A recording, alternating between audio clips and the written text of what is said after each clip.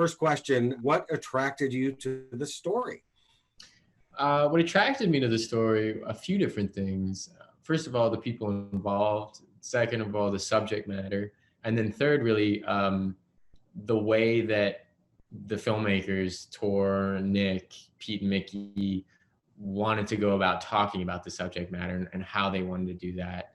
That really pulled me in at the beginning, because mental health, I think, is one of those things that, should be talked about much more than it is. And I think a lot of the reason for that is because people don't really know how to talk about it. It's still something that's uncomfortable and unknown. And that's, very understandable. And I think it was clear to me that the intent behind this was, hopefully educating people, but also doing so in a compelling way and making a good movie in the process.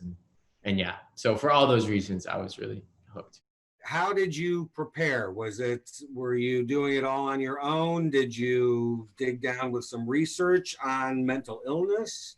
Yeah, no, definitely. I mean, that was, I quite honestly did kind of go, oh crap, at the beginning, because for me, I think I knew going in, if I were going to play this character and be a part of making this movie, I needed to know for myself that I really did everything in terms of research and in terms of trying to understand what this experience is like, that I possibly could. And so then that really started, of course, having conversations with Tor and kind of understanding the process he had already begun for himself, and looping myself into that somewhat, and then doing some of my own research. And he actually connected me to this psychiatrist who specializes in working with young men who have been recently diagnosed with schizophrenia, and getting to talk to that guy then at length about the what the experience of having a psychotic break is like, what the experience of psychosis is like for the first time for somebody,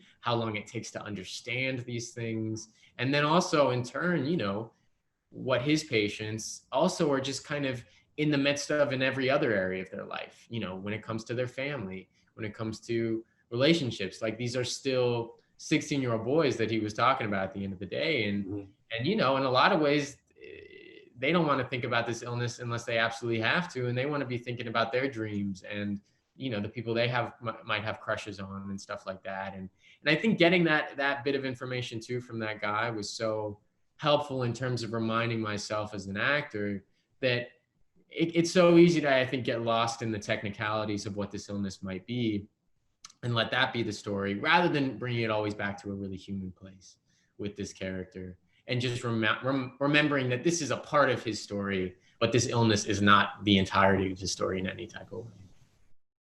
So you were obviously the central character. You're in almost every scene, if not every scene. What was it like working with your co-stars, from Andy Garcia to Taylor, Molly, Walton, the hallucinations, the whole gang?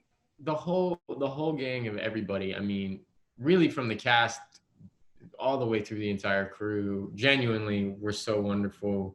And I think everyone had their own stake in the story as well, which just made it that much better. And it was such a kind of trusting, safe space to be in for that. And I think to be able to tell this story, you kind of need that.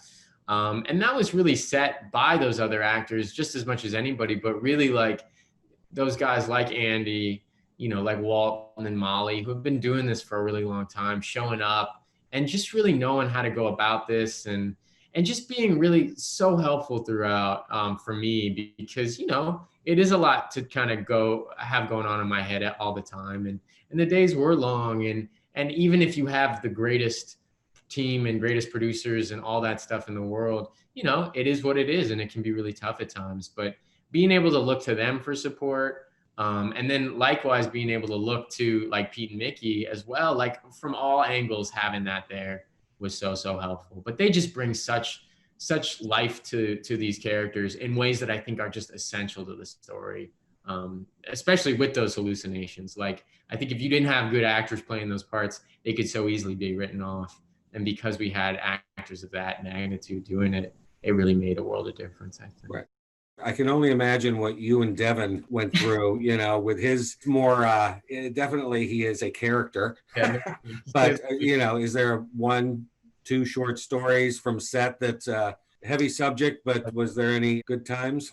Definitely good times. Definitely good times that we had. I'm just trying to remember like a specific thing that was funny. I mean, honestly, yeah, getting to work with Devin, he was just always making me laugh. Just, I mean, he's a really funny person naturally, but then when he's showing up and he's just in the bathrobe and the boxers and, he's very much in the spirit of the character, I think it was really hard to keep a straight face. And quite honestly, Andy as well. I mean, he would kill me. He would crack me up so much. And I think that was also tough because obviously, again, like, I think Adam is really for a lot of the movie in a pretty chaotic headspace. Mm-hmm.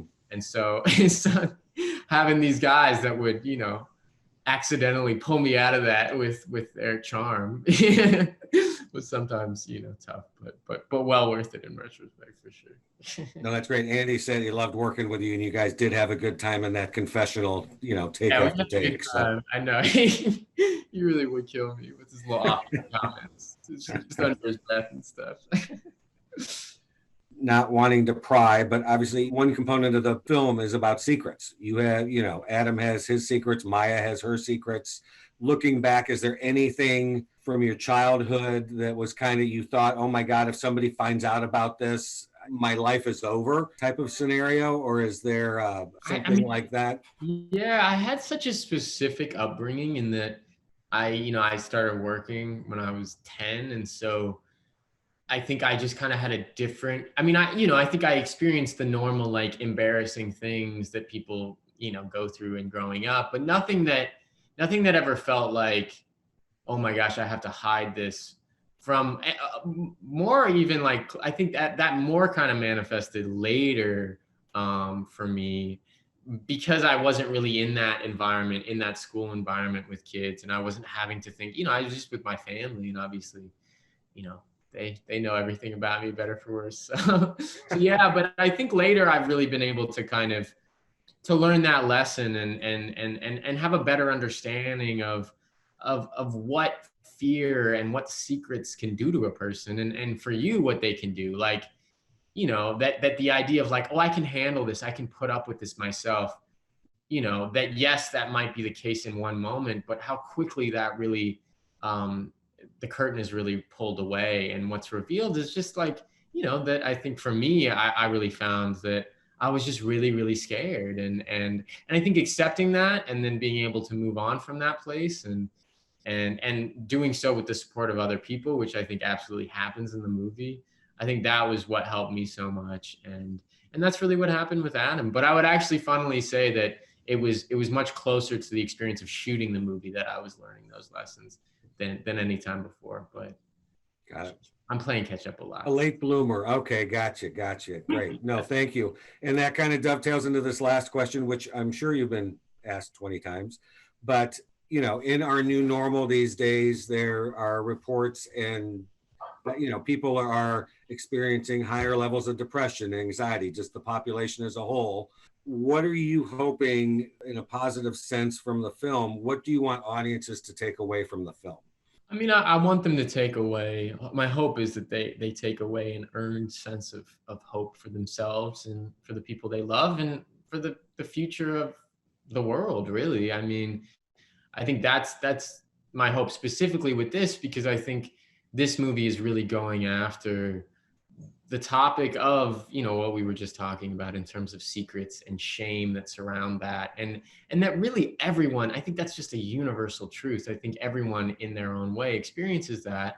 And then of course, yeah, I think now connecting that back to mental health then and how that can be compounded. I mean, if someone is suffering, then that pressure to hide that suffering, that pressure to just seem like everything's okay can just make it worse and worse and worse and go down this terrible rabbit hole. And so I hope this movie can be a lighthouse for people that might find themselves in a similar position, feeling as though they don't have the safety, they don't have the place to put those feelings and to put those fears and thoughts, that they might be able to find that somewhat in this movie, and that hopefully this movie just encourages them to be able to make those connections in their own life as well, because I think that really is what helps Adam so much in the film. And I think that really helps everyone.